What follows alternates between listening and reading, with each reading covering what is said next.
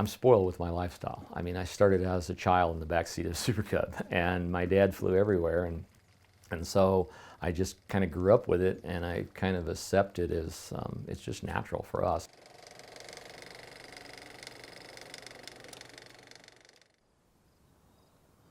I'm Lynn Ellis, and I grew up on a homestead in the Wrangell-St. Elias National Park and Preserve.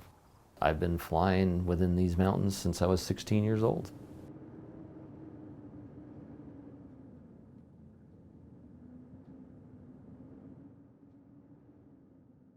When I was a little kid, my dad took me on my first airplane ride. Flew up there and flew over the edge of the Nebezna Glacier. Of course, I was probably, 7 years old maybe?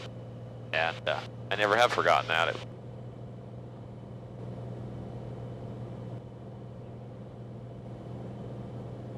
The ability to be able to access places that are inaccessible, basically. I mean, that's a real gift. And I'm really thankful that I've managed to be able to do that all my life.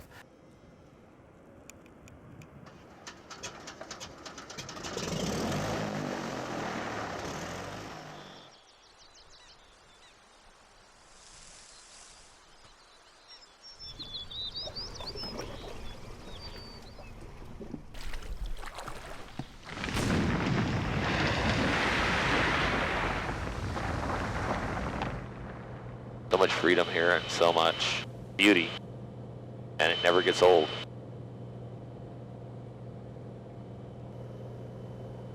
I don't know the words for it. I'm at a loss for words, but it's just awesome.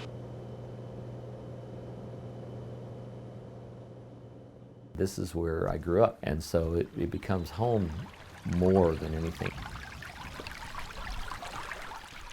My mother was one hell of a backwoods lady. She taught us all the things that we needed to know. It was a true subsistence lifestyle. I worked for my dad as soon as I got to be old enough to do things, and was in his guide business. And then I started my air service, and I flew air charter out of Gulkana for 30 years out of them.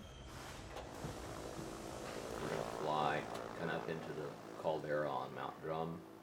My job designation now is a 2181 pilot. So what I do is I fly for the park. I haul a lot of the maintenance people around because it's the only access we have is by air. I fly search and rescue missions if they come up. I fly the Rangers and the Ellis.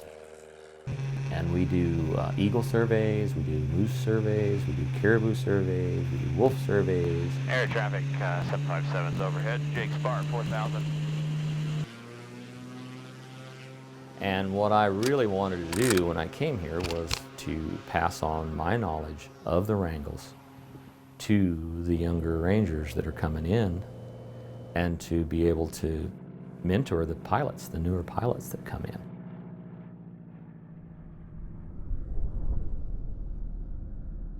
And as I get older, I realize that my time is running out.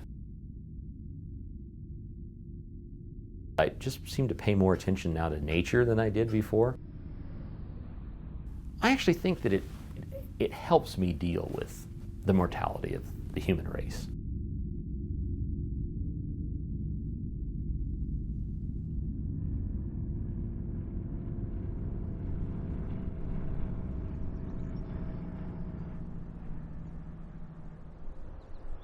I think that if we can keep what we've got, basically, especially the wilderness designations, I just think that to have this vastness that we have is unique, and we should endeavor to keep it like it is.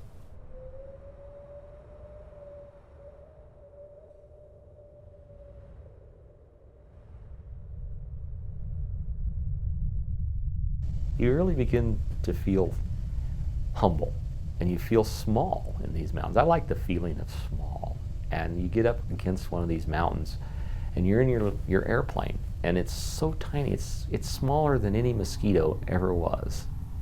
And you fly around this mountain and look at it, and it's a good feeling. It's just a really good feeling to know that there's bigger and better things out there.